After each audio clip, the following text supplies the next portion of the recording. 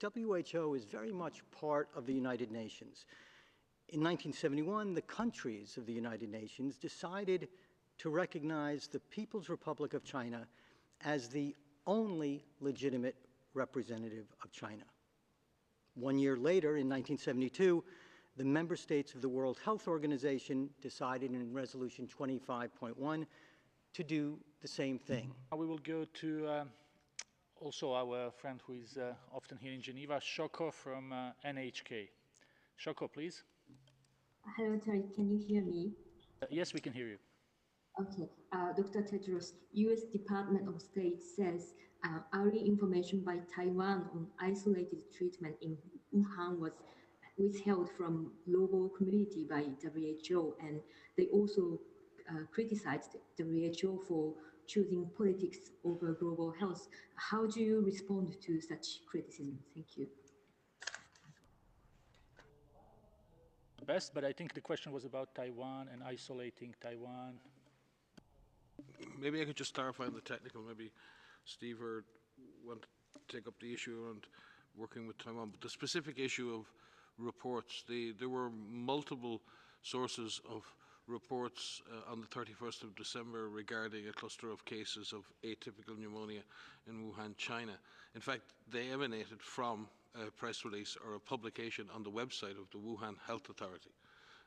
And it was from that publication, a flurry of communications between various agencies to verify that signal. It was WHO then who moved to formally verify that signal through our country office with the government authorities in China. Just maybe to introduce, we have our colleague Steve Solomon, Principal Legal Officer, who will also add something on this topic.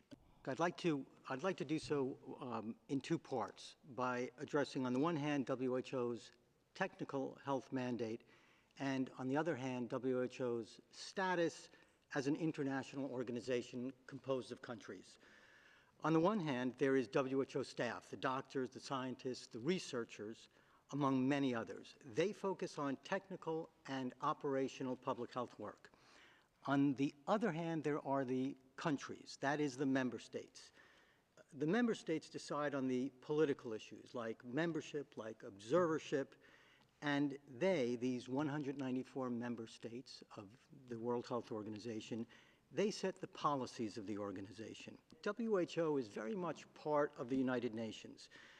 In 1971, the countries of the United Nations decided to recognize the People's Republic of China as the only legitimate representative of China. 1 year later, in 1972, the member states of the World Health Organization decided in Resolution 25.1 to do the same thing. And this has been the official position of the United Nations since 1971.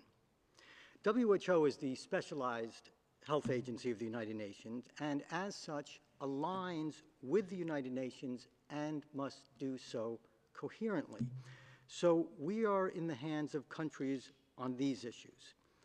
WHO staff doesn't have the mandate or power to change that. Our mandate is to work to promote the health of all people everywhere. This means we work with and for all people everywhere, whether they are in Taiwan, China, or any other place.